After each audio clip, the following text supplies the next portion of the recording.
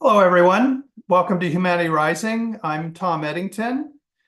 Delighted to have you joining us for week two on when peace was a secret.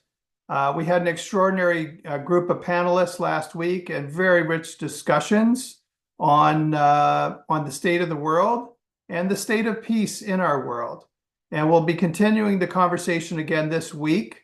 Today's focus is on science and technology, the role that science and technology has played historically in creating a world of peace, but also the potential of science and technology in helping us, all 8 billion people on the planet, experience peace in their daily lives. I would like to welcome my dear friend and colleague who helped produce the show this week and last week, Marilyn King, to join. And Jim Garrison is in Europe this week and will not be with us. So Marilyn and I will be picking up the reins and leading this week's series of broadcasts. So welcome, Marilyn. Yeah, howdy, and I'm excited to be here. I'm still coming off of the 40th anniversary of the global celebration of Peace Day that happened, a great event in Civic Center Plaza in San Francisco. It was a glorious day, an amazing energy, and launches us into this next chapter of all of us being able to up our game and be part of an opportunity to increase the peace on the planet using technology. Anything more you want to share about this weekend with the simulcast around the world, not just in San Francisco where you physically were, but what else was going on? Yeah, well, there is a lot that I could share. One of the things that was really present for me and pertinent to our conversation today is that I was there 40 years ago when there was the first global celebration of the International Day of Peace. And I'm assuming everybody on this call knows that it was the only thing unanimously declared by the United Nations was to celebrate the International Day of Peace, now on September 21st. And that was in 81. By 83, it was really clear we needed to spread the word. So in 84 was the first global celebration. And what I shared from the stage yesterday, 2 days ago now, is that on that day, we knew that there were people in 80 countries celebrating, but we couldn't see each other. We knew it because of our networks, but we couldn't see each other. On Saturday, there was this global, there were multiple sites in the world that were uploading and sharing their celebrations at different moments and times. And at a certain moment, everybody was focused at noontime in San Francisco. And what I was given as information is that there are now 3 billion people on the planet who know about Peace Day. And that Peace Day was actually being celebrated Saturday in over 180 countries. So for me, it's one of those, it was like a giant stepping stone or a giant leap that we now get to build on because everything is in place. So that people everywhere who really care about peace but might be feeling dispirited and don't know what to do, we can use Peace Day to have them really see the whole truth of what's going on. We can use these 2 weeks before Peace Day every year and up-level people's knowledge and awareness of what's so and how they can be involved. And Pathways to Peace was really the impetus for 3 tools, which is Peace Day, this Peace Wheel, and then we're also up-leveling the Peace Wave, which is currently invisible. People wake up every day and do their best to get along, which looks like peace to me. And at noontime in time zones, kind of invisible thus far, people in every time zone stop, take a big breath, go to that quiet, peaceful place and become more peaceful themselves. And then when they come out of that, they probably increase the peace in their world. And thanks to programs like this, we can show them how to be involved in systemic change. So I woke up pretty early this morning, pretty excited that we get to build on what's already so. So people who care about peace, they want to be inspired, informed, and engaged. We've got what we need.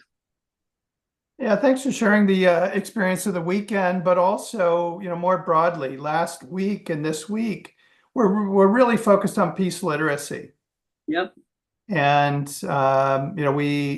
we shared last week, and we'll continue to share again this week, that well over 7 billion of the 8 billion people on the planet are living in some version of peace every single day of their life. Yeah, I don't know if you want to pop the peace ladder on there while we're talking about this aspect. Yeah, let me quickly. Yeah, and I'll just say something about peace literacy while you pull that up, because I've been following and understanding how important how we think impacts what we do. And if you have limited information, old, outdated information, believing things that aren't even true anymore, I've watched what are the measures of peace? How do we measure the existence of peace? And I have to say, it's been kind of woefully sad to me that many of the measures that are out there don't actually measure peace. They measure military armaments, military budgets, death from war, all kinds of things that are not peace, which are important for us to know and address. But that's why I love the Pathways to Peace, peace literacy tool of the Peace Wheel, because it actually was created based on international summits that have convened over decades at the United Nations, focused on the rights of the child or the rights of the environment. And then the creation of these 8 sectors where we can really look. It's kind of like when I was a pentathlete, if somebody said, oh, you're going to train for the Olympic pentathlon, but you don't know what the events are. It's like, oh yeah, I want peace, but I don't really know what the essential components are and what can I do in each of these events in order to be an Olympian here. So thank you, Tom, for bringing this up, because people, to me, this is one of Willis Harman's global mind change tools. He didn't create it, I did, but it just asks people, where are you on the peace ladder? And the bottom rung is just not peace like a war zone. Most of us don't live in war zones, but we have to address those. Barely peace is just like refugee camps. Basic peace is poverty, but maybe food, shelter, and clothing. But when I took this to a large, kind of convention, most people put the star where they put them on the ladder in the relative peace, because most of us have more than food, shelter, and clothing.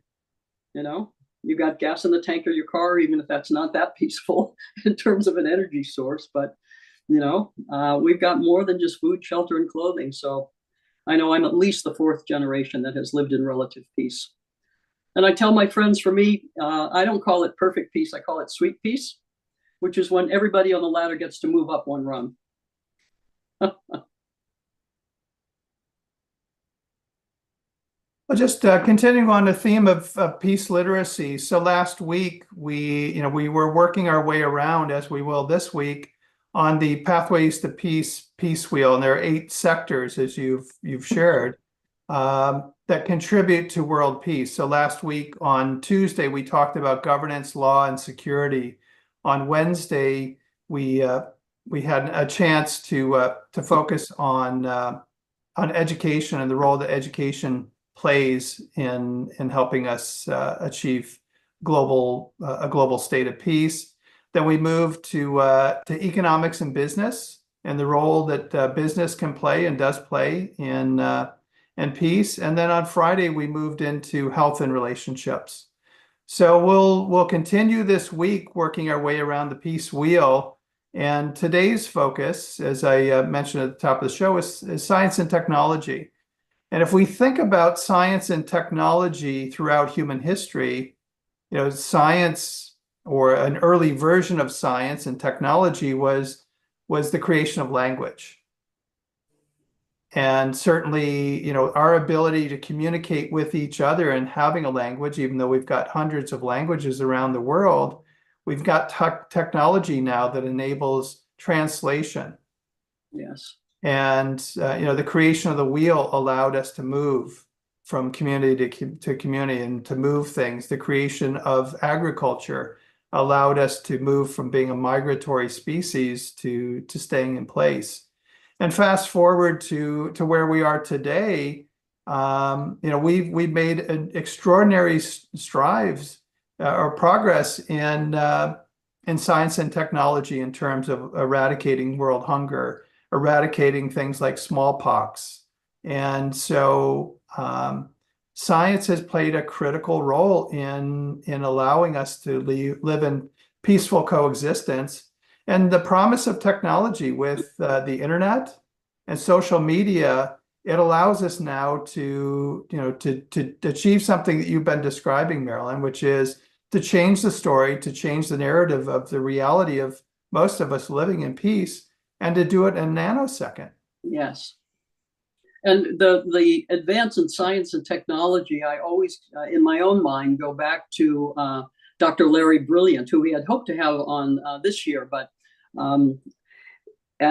he was the youngest medical professional on the team that was responsible for eradicating smallpox. And the fact that they didn't have the internet, and he talks, so I'll use his word, brilliantly, about the story and how even without the internet, there were people from many, many countries of the world, as he said, who all looked in the same direction about something that they thought was the most important thing they could be involved in. And even they were different races and religions and different political reasons for being involved. They have many, many differences, but because they had a common vision and a common goal of what was important, they transcended their differences. And when he talks about that they overcame, wars and floods and famines, and he has this great story about, kind of the final stages of the eradication of smallpox, and that they were able to do that without the internet. And now, not only can we communicate instantly, we can translate the language, it's just, we've got this, and most people want to live in a world at peace. They're not clear about the current status of it, so they're a little dispirited.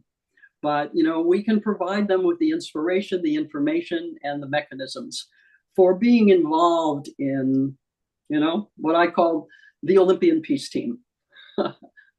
Yeah, for anyone who's not familiar with what Marilyn is sharing, I would encourage you to get Dr. Brilliant's book. It's called Sometimes Brilliant, and it's an absolutely beautiful read, a personal journey of his life and a journey in the story of the eradication of smallpox.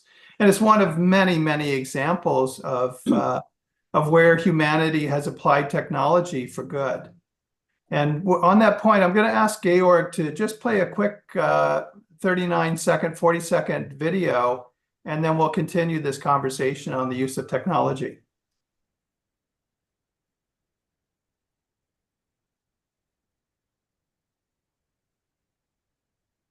So, what did you think of the pitch I emailed you?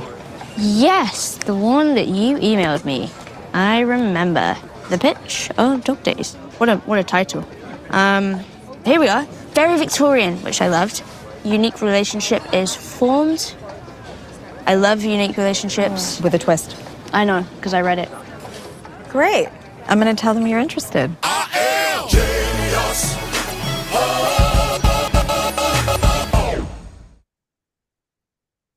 So this is a new ad or a series of ads that that Apple has recently released in conjunction or in collaboration with a media firm, and they're promoting their new artificial intelligence that they're incorporating into the next iPhone. It's called Apple Intelligence.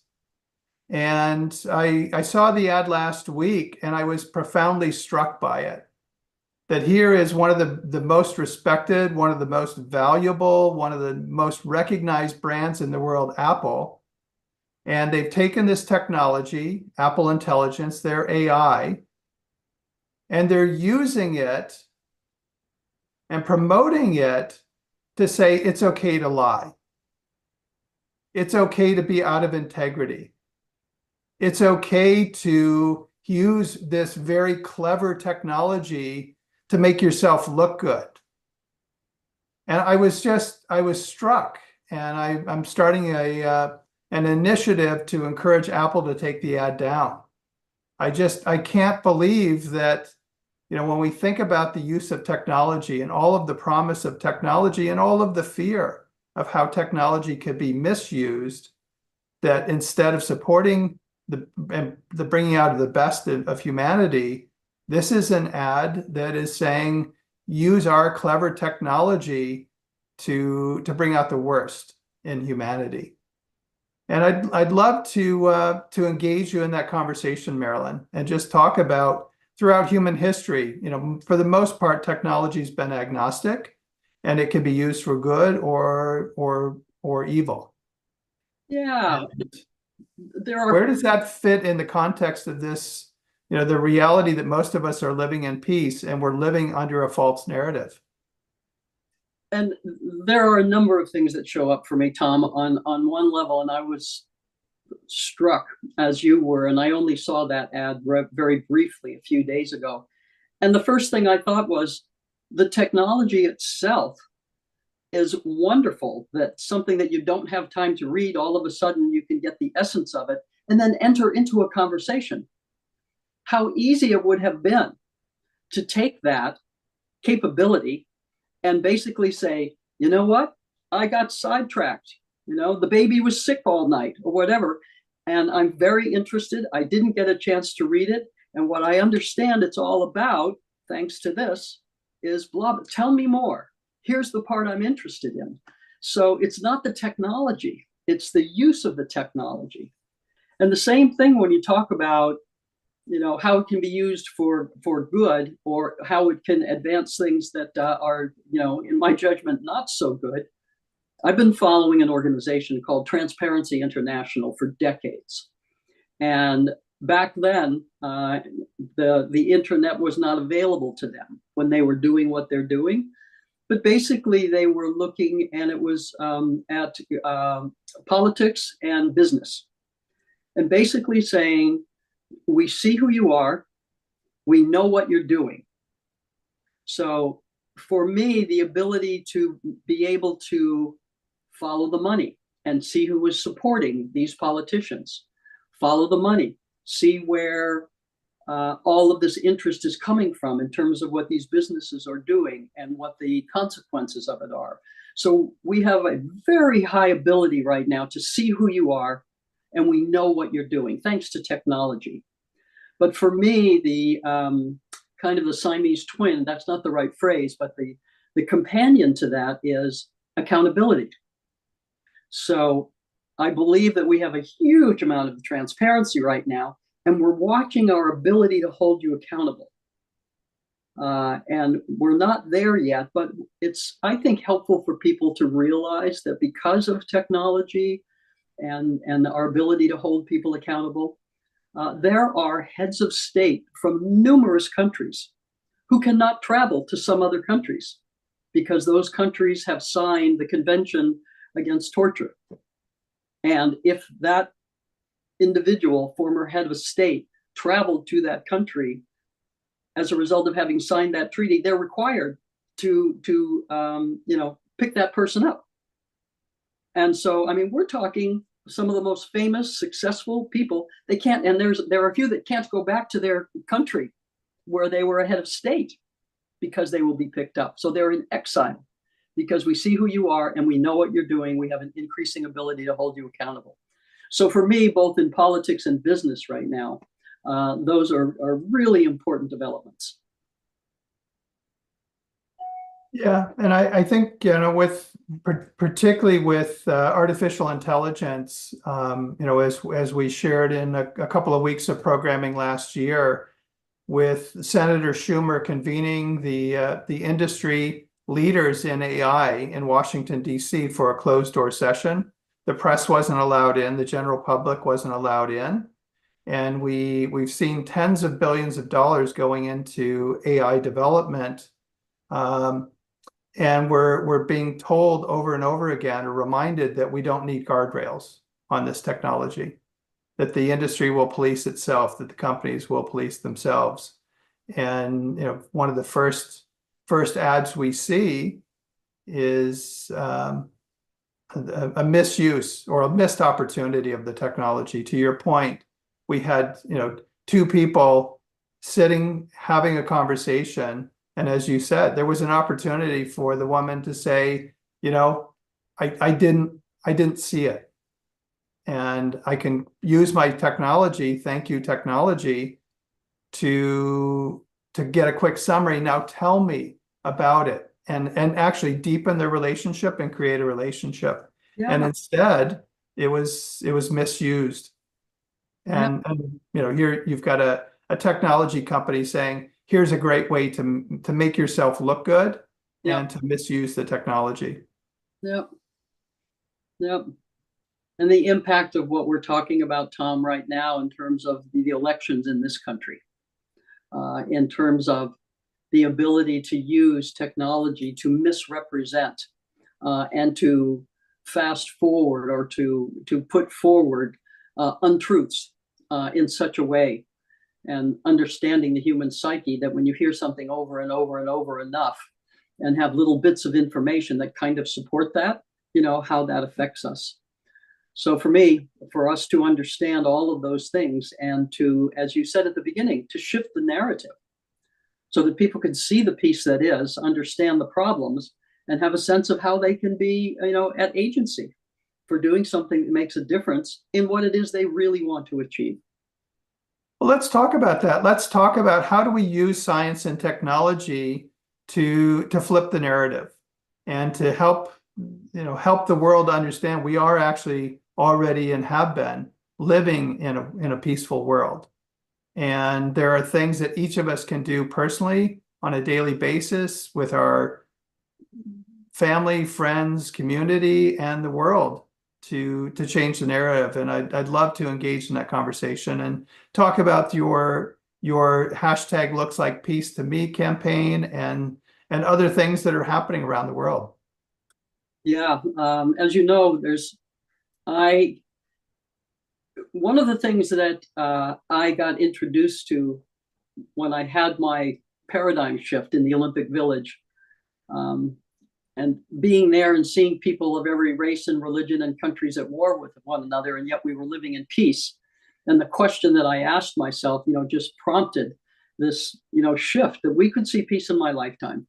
If these people at the highest level of competition and supposedly, you know, against one another, you know, are living in peace, you know, then we can do this. And how can we?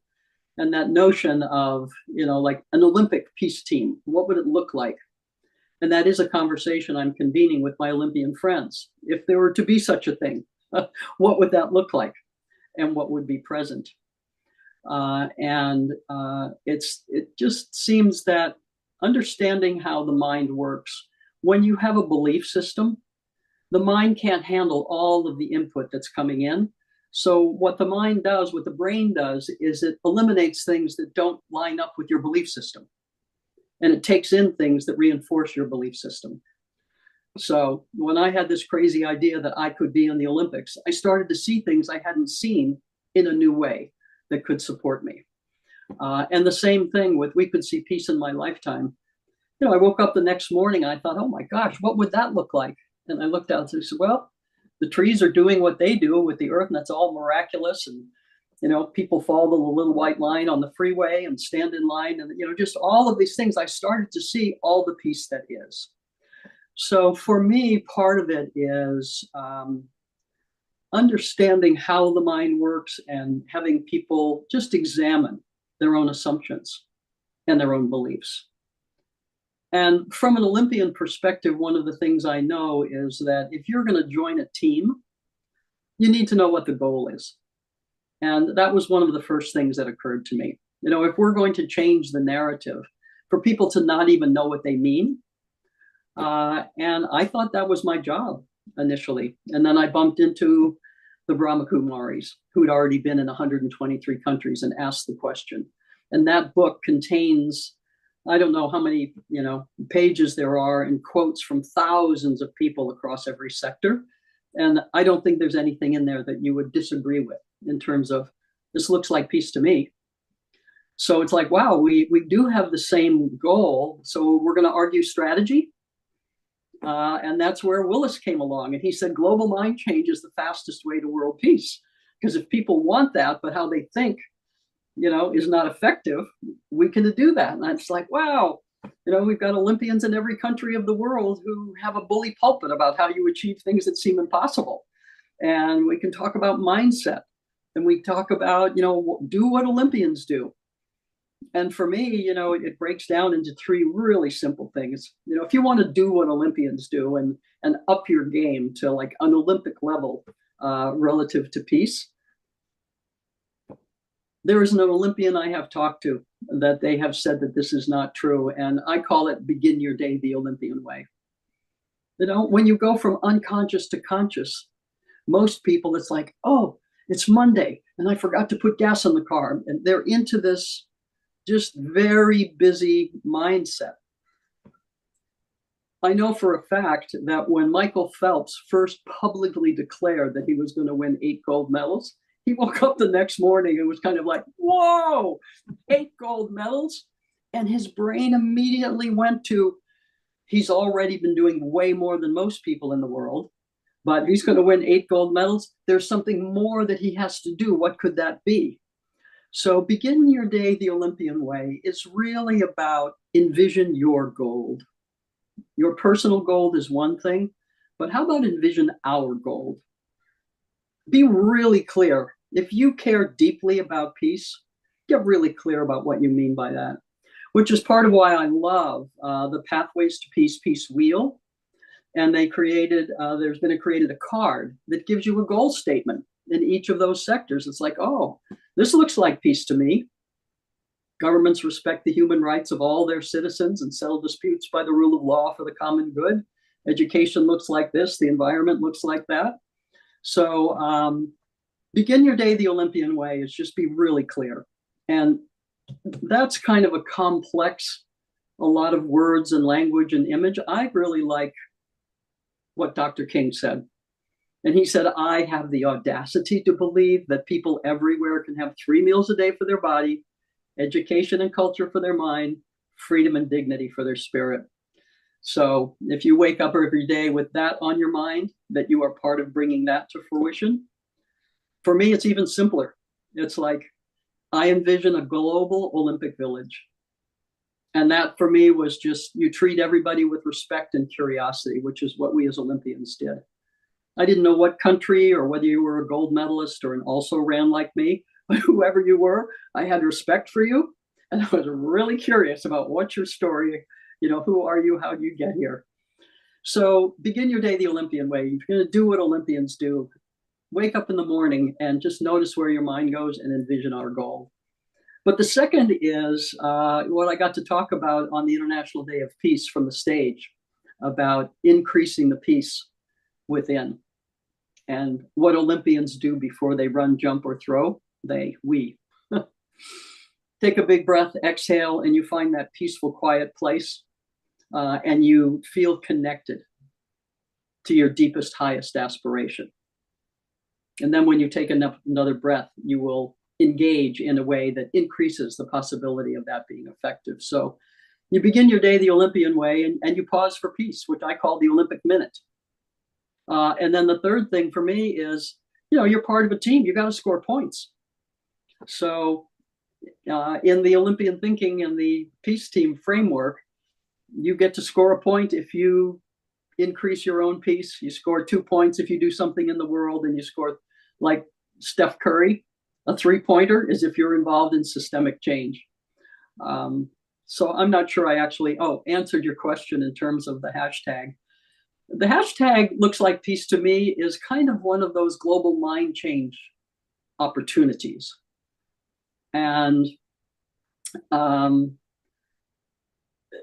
mechanism got created where you can take your phone, and after you do your Olympic minute or your pause for peace, just take a look out there, and wherever peace looks like to you, just take a picture and upload it with the hashtag looks like peace to me.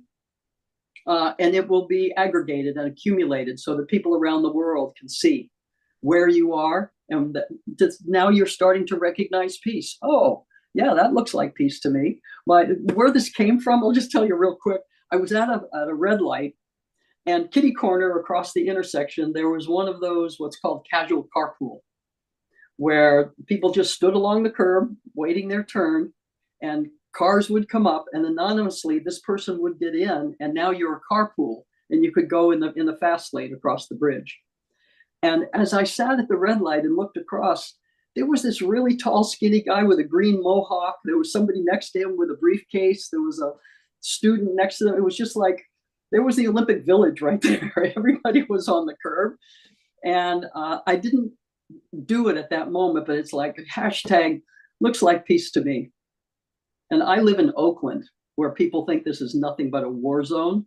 But I've even been in very difficult domains and places in Oakland where people are still trying to get along. So those are a couple of the things and the key ones. Begin your day the Olympic way, the Olympic minute, pause for peace, and score points. And please just show us, what does peace look like to you?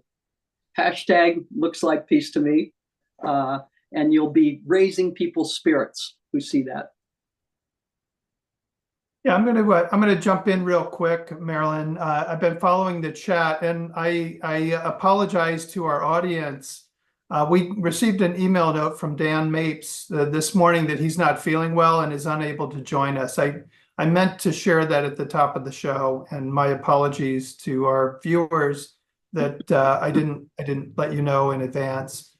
The second thing I wanted to speak to in the chat. There's been a number of comments saying people would like to help convince Apple to take down the ads.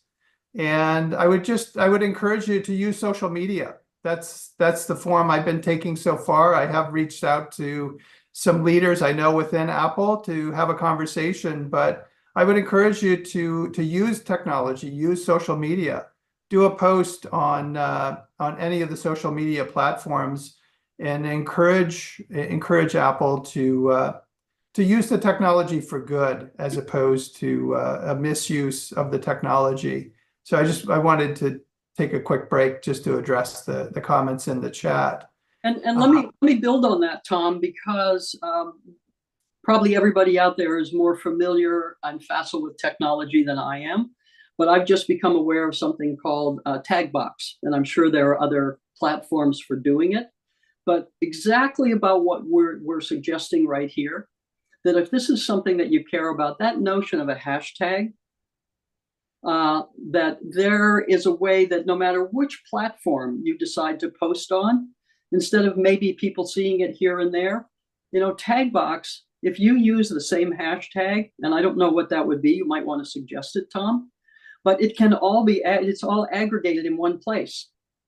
So it's not about, a few things here, a few things there, or what platform people happen to see it on.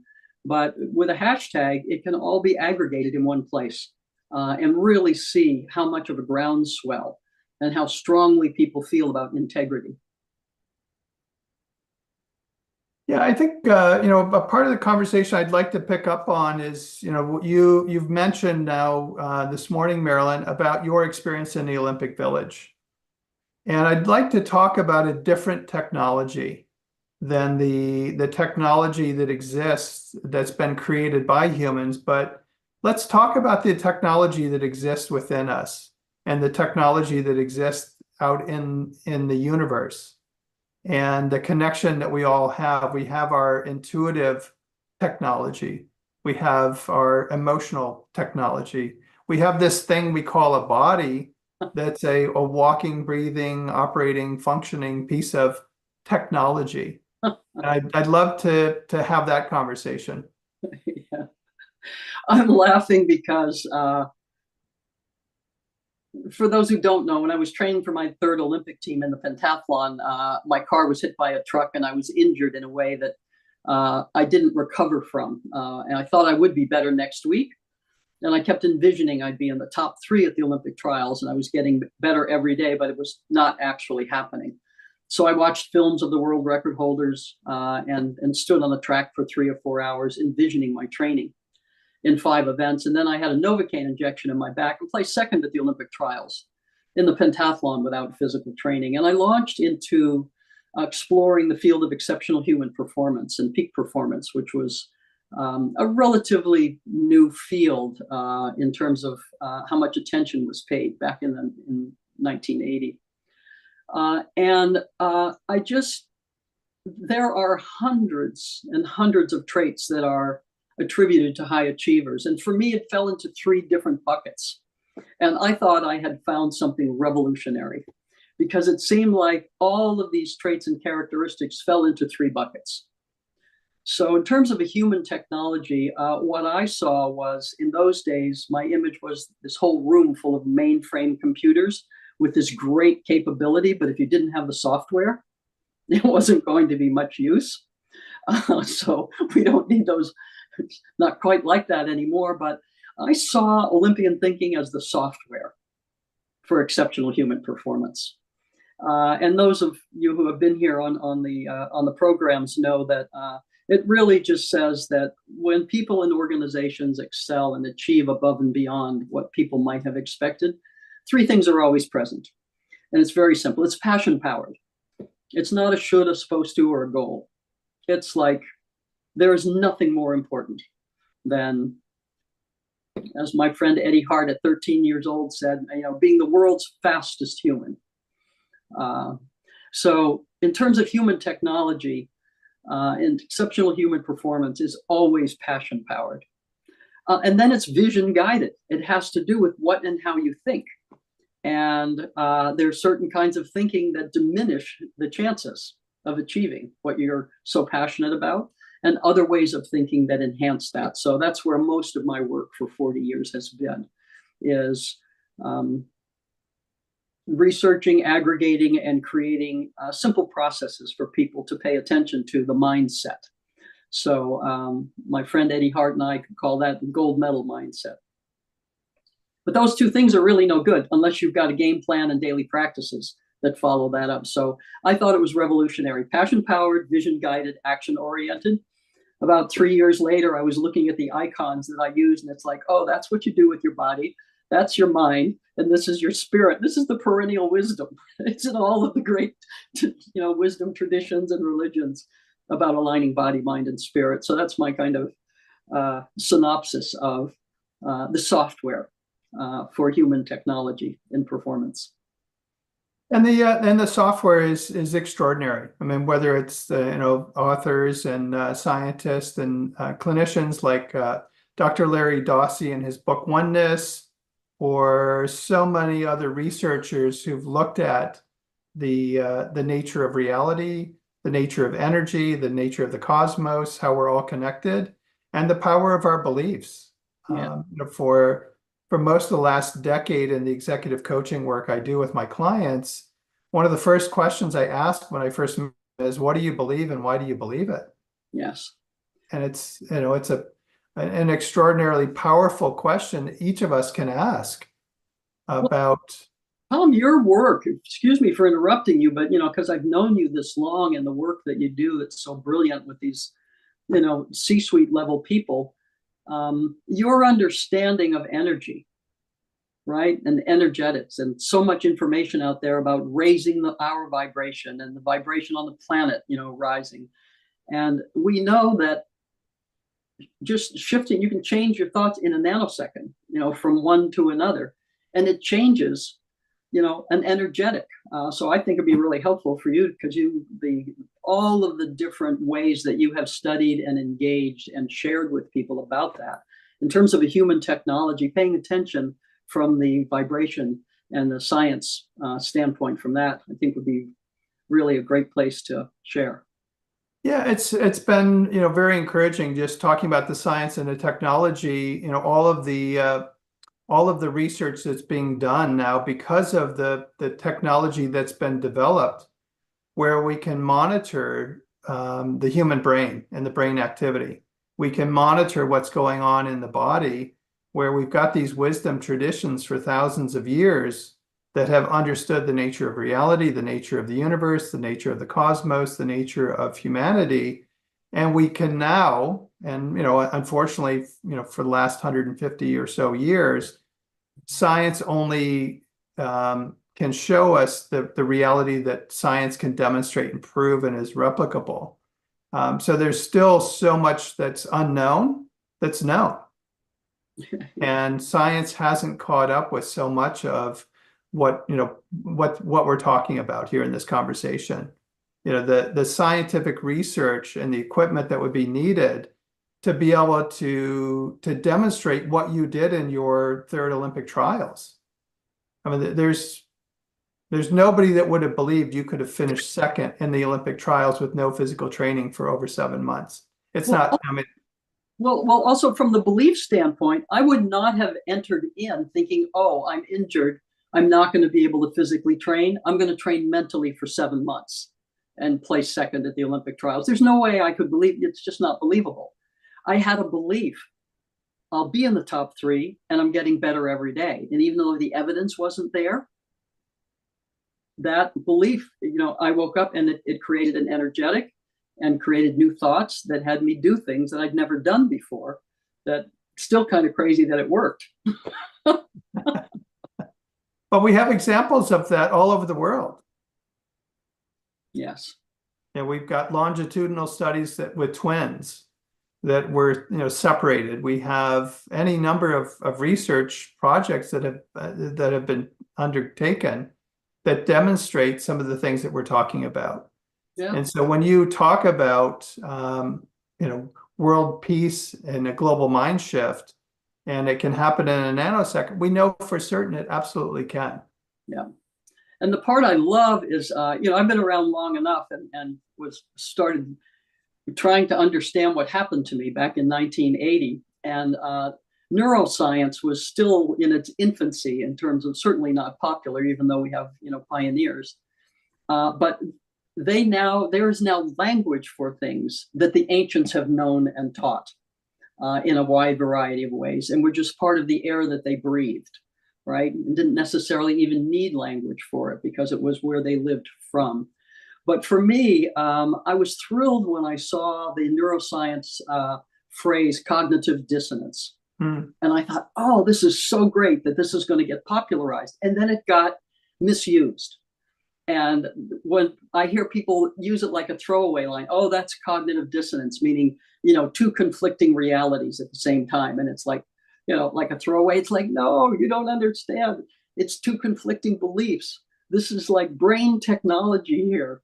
So I swear I'm going to write an article that's cognitive dissonance by design, because the mind can't hold two conflicting beliefs. So the idea that we could see peace in my lifetime, which is what I couldn't deny from the Olympic Village, and then looking to see the challenges and problems, when you hold two conflicting beliefs, usually what happens is you'll try to let go of this one over here, because your reality is your reality. But because of what happened to me, I couldn't let go of this crazy idea we could see peace in my lifetime because of the Olympic Village. And then it was like, what happens? Your mind is so uncomfortable, it tries to rectify the disconnect between these two things. And it gives you new thoughts that then lead to new behaviors, that increase the chances of this happening. So that we can do cognitive dissonance by design with people the world over who want to live in peace and dare to imagine. By the way, that's the name of the work I did in the war zone in Oakland with inner city kids that were 2 and 3 grade levels behind. They called themselves the Dare to Imagine kids, because from their reality, they were daring to imagine. And what happened? They had new thoughts that led to new behaviors. They were aligning something they found passionate that they wanted to be. We taught them how to think about it, supported them in some daily practices. And we have the ability, kind of like a rite of passage for our times, that all young people moving from childhood to adolescence and young adult, we can have them understand that their human capability, when they align passion, vision, and action, or body, mind, and spirit, that there is nothing seemingly that they can't achieve. And to make that kind of information common knowledge and to apply that to peace, it's like game on. So what would that look like for you? Using the technology that exists today, whether we're talking, terrestrial television or the internet or the social media platforms, what would that actually look like, and how would we experience it? Yeah, and for me, it's not a would, it's happening in my world and in my life. And there's been a wonderful shift as I have had the great privilege to begin to work with young people who are, digital natives. And so in my office now, I have a woman whose name is Mari Lopez with Bold Roots, and she brings all of those technologies to the work. So the answer to your question is, I've gone from 5 events that were part of what I knew was my job to do. And just like training strength, power, and speed and technique in all of the events, there were 5 components to the Olympian Peace Team. And what she helped me with, now that those things have moved up kind of their developmental ladder, it really comes down to 2 things. That one, I helped create the Olympian Alumni Association, the World Olympians, that didn't exist when I started this work. So we have Olympians as messengers. They have the ability to use technology to deliver a message to young people and to people who care about peace in their communities about how they can up their game.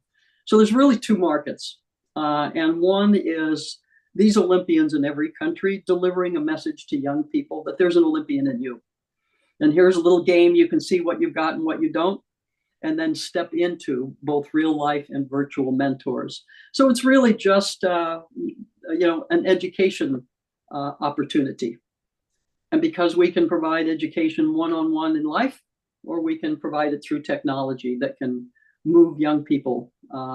And so, the curriculum exists, and we're just making it readily available so we can train mentors. Anyone who wants to do this with a kid can do it. So there's that market. Olympians as messengers to kids. We'll be delivering an annual music message. So it's not just a text or something that you can go. As a matter of fact, the first song was "Passion is the power that leads the way. Envision your dreams each and every day. Take action, get traction. There's time to play. Start your day the Olympian way." And these young people made this great song out of it here in Oakland. So there's that market, delivering a music message, making sure that kids can use the kinds of things they like to do with the game, and then being able to connect with enough guidance and support to just ignite the Olympian in them. And then we just up-level them from the video game producer they want to be to applying that to something in their neighborhood, which our Dare to Imagine kids did. And then the intention is to up-level them one more, to be engaged in some kind of global organization, doing something they care about. And then Olympians will recognize them on Peace Day at bronze, silver, and gold. So that's one part of what it looks like. And we're about to implement that in Oakland over the next 4 years, so that by the LA Olympic Games. But the other market is just what we've been talking about, is that people who care about peace, who have old, outdated information and beliefs that have them feel dispirited and unable to come up with creative solutions. So being able to use the International Day of Peace to inspire, inform, and engage, to have a program like this every year that's available all the time, where people who care can find out how to be involved in one of the special teams that they care about. And then to be supported in a daily practice. Say, looks like peace to me in Bangladesh, looks like peace to me over in Sudan. There are people in Sudan who are, doing their best despite, the places where it's so challenging. So that's what it looks like to me. There are 2 markets: young people around the world getting the message from Olympians, and people who care about peace, who want to begin to think like Olympians and develop a daily practice. So I hope that's simple and clear enough. It feels pretty complex to some people, but it's gone from Marilyn working in 5 events and up-leveling the strength, power, and speed that needed to be in all those areas so they can connect. And now we're focused on 2 markets with Olympians as messengers. Yeah, I'd like to weave a couple of things that you shared together and share a personal experience I had. So you've talked about your experience in the Olympic Village and what that was like, where you were living in a sense of peace, what I would call, using your peace ladder, that sense of sweet peace, yes, where you've got the most talented, competitive people in the world sitting around trying to figure out where the peanut butter is, or just, in the discotheque or whatever, just having a great time. And when a few years ago, when the Winter Olympics were in Vancouver, I took my kids to Vancouver and we went to the Olympics. Mhm. And we experienced, from my perspective, the way you've described what it's like in the Olympic Village, we experienced that sense of sweet peace Yes. as we were navigating our way around Vancouver, a city that we didn't know, to go to different Olympic events, and this spirit of joy, of celebration, of peace. The excitement, the enthusiasm as we wove our way around the city and then up to the mountains for some of the skiing and snowboarding events. It was an extraordinary experience like I have rarely experienced anywhere in my life. Yes. Was to, when I've heard you talk about what it was like in the Olympic Village, it was like that energy of the peaceful energy of the Olympic Village cascaded out throughout the whole city of Vancouver. And it was an extraordinary experience. And so I'm wondering, when you talk about Do Oakland First, and your good friend and colleague, the Olympian from Costa Rica, wants to bring your message and have Costa Rica be the first country of peace. Can you talk a bit more about how do we use technology? How do we use the science of what we know about behavioral science, around psychological science, social science, and how do we create that atmosphere of the Olympic Village in a city like Oakland, in a country like Costa Rica? Yeah, there are a couple of things, Tom. One, I think the experience that you're describing and playing off of what happened for me in the village, because I have a particular belief system, I see it everywhere. And people tell me stories. I was interviewing the person who's going to be with us later in the week from the spirituality standpoint. And she's in the interfaith movement. And she described a time when she walked into a room where there was a gathering of people from many different faiths, from the Parliament of World Religions. And they were in a social situation as opposed to a meeting. And, they were sharing laughter and drinks. And when she opened the door and saw all of the different ways people, the kinds of clothing and languages and all of that, she said she was struck and said, "Am I in heaven?" And when you talk to people who are musicians, and when they come together from different musical traditions. So I really want to encourage people who are listening to really just stop and notice, when have you had that experience? I look at these huge, American football stadiums, and, people of absolutely opposite political, situations, but because they've got the same color hat on and, they're hugging each other, they're crying, or they're upset and yelling. We have, many of us have had that experience of oneness and togetherness. And so there isn't an Olympian I have talked to who doesn't want to bring this to young people. Every Olympian that goes home wants to take a message, which most of them and many of them do, but they don't really have a way to have it have legs. So that's what we get to do over this next 4 years, is show there is a strategic implementation design that we're using in Oakland that impacts anyone who works with kids. We call them youth service providers. Could be a teacher or a coach or a, brownie troop, whatever. Impacts parents, so how they can support kids. Shows the business community how, with structures they already have in place that will cost them no more than what they're already spending, how they can support kids who've decided they want to be a banker or a real estate agent or a professional golfer. So there's a strategic way to turn the light on for the community so they can see how they can support these kids. And then to be able to show, on Peace Day every year, the impact that this is having. I'm telling people, it's like, if you want to invest in real estate, invest in Oakland. Because when we turn generation after generation, that you can't become a teenager without knowing that there's an Olympian in you and the support to actualize that's a game changer. So I'm not sure I really answered your question, Tom, but Barbara Higgins is one of the most competitive people I've ever met. She's a Panamanian fencer, and I've got story after story of what happens. And when she heard about this, she said, I want to do the country of Panama. And with my friend Eddie Hart, who was the fastest man in the world, our question is not, can we do this? The question is, how fast? And Barbara wants to show you how fast we can make this happen in Panama. And I have a friend who is in Costa Rica, which is its own credibility in terms of peace. And he's very interested in bringing this to Costa Rica. And where the Institute for Peace, or the Peace University, was established. So there isn't an Olympian I've talked to from any country anywhere who isn't just, there will be this little toolkit, and all they have to do is be part of the song every year, delivering the message, and show up on Peace Day to recognize kids. And we make the technology available. Well, as we come up to the top of the hour and close out today's show, is there any final thoughts you'd like to share?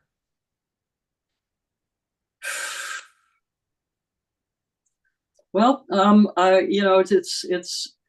I've been working on all of the parts, and people don't really see, how they all fit together. This makes sense. I mean, I'm the pentathlete, I'm the one who got it from the beginning, but I really have to bring it all the way back to, something as simple as just do what Olympians do.